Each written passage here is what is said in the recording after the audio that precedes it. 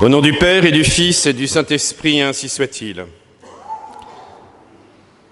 Chers frères, Jésus est bien le prince de la vie. Ce que Jésus réalise en ce jour à Naïm peut se manifester aussi dans le concret de notre existence. Cette résurrection, le Fils rendu à sa mère, c'est avant tout cette résurrection intérieure. C'est l'état de grâce qui nous est donné par le Seigneur. Ce n'est pas seulement pour nous indiquer le chemin de la vie. Le Christ est venu jusqu'à nous en se faisant l'un de nous. C'est pour affronter la mort qui nous tient prisonniers, nous en libérer, qu'il marche encore aujourd'hui vers nous. C'est une rencontre saisissante, face à face bouleversant. Nous sommes en face de deux cortèges, Jésus et ses disciples. Les premiers veulent entrer, et puis la mort et son cortège, les seconds veulent sortir. Chez les hommes, on s'incline toujours devant la mort. Mais il est, lui, le prince de la vie, comme nous le rappelle saint Pierre. Ne l'a-t-il pas déjà clairement enseigné ? Je suis la porte, qui entrera par moi sera sauvé. Il entrera et sortira et trouvera sa pâture. N'est-ce pas là ce que le bon pasteur a promis ? Il n'est pas le Dieu des morts, mais des vivants, nous rappelle Jésus. En vérité, je vous le dis, l'heure vient et nous y sommes, où les morts entendront la voix du Fils de Dieu. Ce passage est saisissant, mais pour l'heure, Jésus se tait. Il regarde, il compatit. Il sait ce que représente pour l'humanité ce drame et cette mère qui vient de perdre son fils. Mais il sait aussi de quel pouvoir il est porteur. Comme le Père, en effet, dispose de la vie, ainsi a-t-il donné au Fils d'en disposer lui aussi, nous rappelle Jésus dans l'évangile de Saint Jean. Ainsi, sur la route du Christ, le Fils de Dieu est vivant. Voici donc la mort d'un des enfants du Père. C'était un fils unique dont la mère était veuve. En une phrase, tout est dit. En un regard, Jésus a tout compris. Une mère qui pleure et un fils qui meurt. Un jour, devant sa mère en pleurs, il sera sur la croix, le fils en agonie. Femme, voici ton fils, fils, voici ta mère. Mais que faut-il faire en face de tant de morts, quand on est la résurrection et la vie ? Que se passe-t-il ? Le Seigneur fut saisi de pitié pour elle.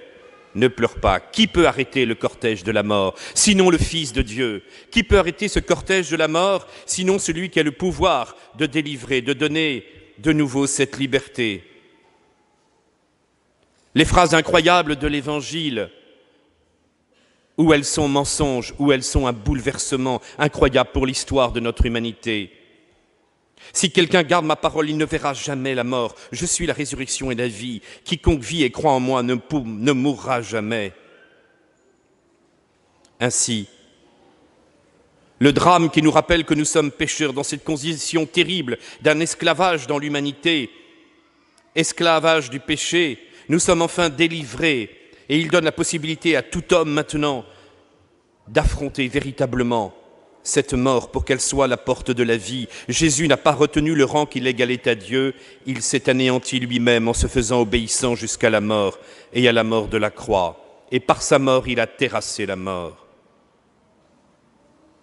Tout le sens de notre existence doit être unifié vers cette vie qui nous est donnée aujourd'hui. Tout le sens de notre existence et de notre combat spirituel n'est pas simplement l'attente de la béatitude, c'est de vivre de celui qui est la vie, la force même de la foi chrétienne, et d'insister sur cette réalité de la vie.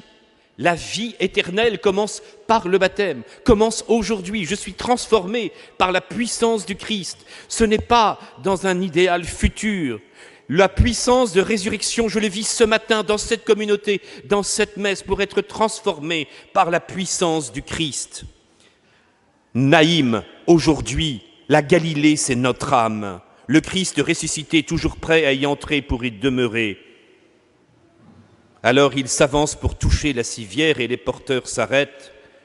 Ce qui se réalise aujourd'hui à travers cette résurrection, jeune homme, je te l'ordonne, lève-toi, le mort qui se redresse, c'est évidemment cette humanité. Oui, l'humanité qui représente aussi qui est représentée par cette mère qui a perdu son fils, c'est-à-dire qui a perdu l'état de grâce. Cette humanité qui semble aller à la mort. Le destin paraît inéluctable. Et pourtant, le Christ arrête la marche pour véritablement donner cette puissance de vie parce qu'il est venu apporter la rémission des péchés. Est-ce que dans nos vies, quoi qu'il arrive, nous sommes tournés obligatoirement vers cette logique de péché, de mort? Est-ce que nous resterons toute notre vie dans cette logique-là en se disant il n'y aura plus que la mort qui viendra apporter un terme à cette vie? Ou comprenons-nous que nous sommes faits pour cette vie éternelle, que l'essentiel de notre vie est dans la gloire du ciel et qu'elle commence dès maintenant, quelles que soient les épreuves, quelles que soient les souffrances et quel que soit le péché, parce que la résurrection, c'est la miséricorde qui vient nous relever, nous transformer, nous arracher à la mort. Tout coopère au bien de ceux qui aiment Dieu, et quelles que soient les épreuves de notre vie, nous pouvons maintenant faire l'expérience de cette résurrection et d'être transformés au jour le jour pour cette vraie vie.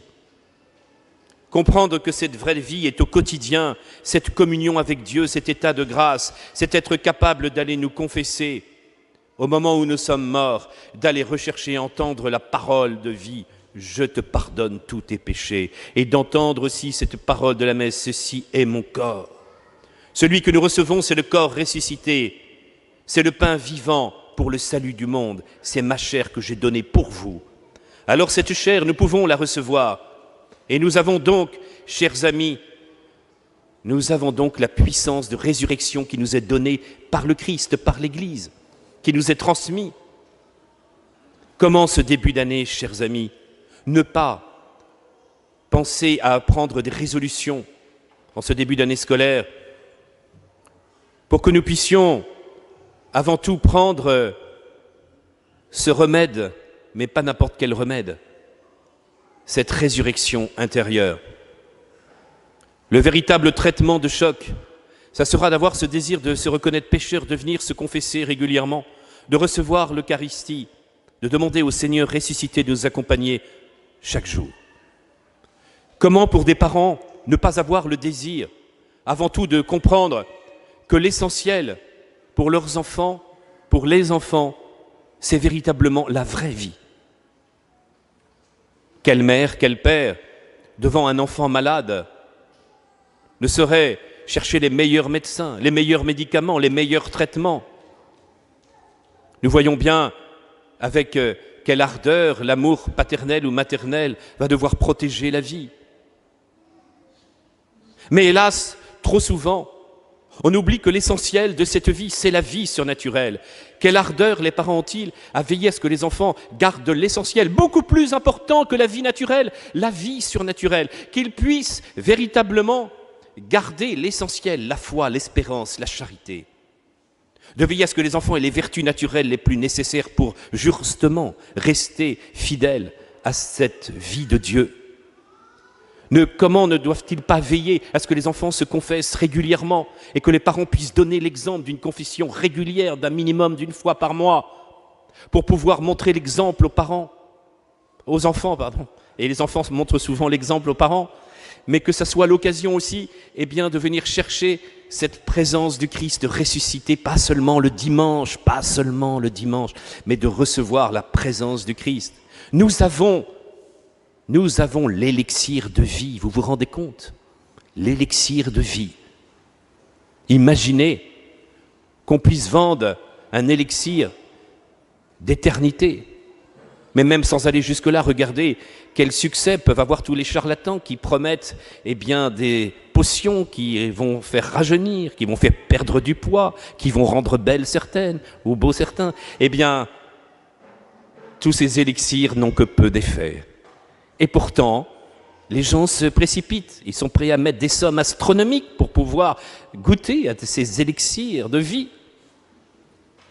Mais nous sommes sûrs que l'élixir qui nous est proposé soit véritablement la présence du Seigneur, de celui qui a fait vivre depuis 2000 ans des milliards d'hommes, de celui qui est capable de nous donner cette résurrection intérieure, de celui qui a fait la sainteté. Chers amis, nous ne devons pas penser d'abord à la réussite sociale des enfants. Nous ne devons pas d'abord penser, avant tout, à des biens matériels. Tout cela est important, mais Dieu y pourvoira aussi. Vous devez avoir comme souci prioritaire le salut des enfants. Vous devez avoir comme souci prioritaire l'éducation dans la vertu et de veiller à reprendre les enfants dès que vous sentez, évidemment, que dans ce monde si difficile et dans cette culture de mort, ils risquent de se laisser entraîner. C'est justement un combat continuel, c'est le cortège de la vie contre le cortège de mort. Cela se fera peut-être parfois dans le sang, mais cela est nécessaire parce qu'il s'agit quand même de cette dimension d'éternité. Il s'agit de cette question de vie éternelle. Alors en le faisant dans la joie de recevoir le Christ ressuscité, cette transformation intérieure peut être vécue. Alors, chers frères, à travers ce combat spirituel, nous serons heureux de recevoir ce pardon de Dieu, d'avoir la parole de vie, de recevoir justement ce Fils qui est rendu à sa mère. Dans cette vallée de larmes où nous cheminons, qui nous connaît parfois si désolés dans l'amoncellement des ossements desséchés, reste éclairé par la lumière de l'espérance, un grand prophète s'est levé parmi nous et Dieu a visité son peuple. Un jour, le cortège de nos derniers pas nous conduira à l'heure que nous ne savons pas, où il faudra qu'on nous dépose. Mais une certitude nous est donnée. Ce jour-là, aux portes de la vie, nous croiserons les pas de celui qui est la route. À sa lumière, nous verrons la lumière et nous entendrons enfin clairement le son de sa voix qui redira « Jeune homme, je te l'ordonne, lève-toi. Jeune fille, je te le dis, redresse-toi. » Et comme la fille de Jaïr, nous nous avancerons vers l'allégresse d'une jeunesse éternelle. Seigneur, faites que notre route nourrie de l'espérance, éclairée par la foi, ne soit qu'une marche vers la maison du Père. Pour l'heure, vous redites à chacun « Ne pleure pas ». Et nous, avec l'apôtre Pierre, nous proclamons notre foi en vous. Tu es le Christ, le Fils du Dieu vivant. Amen.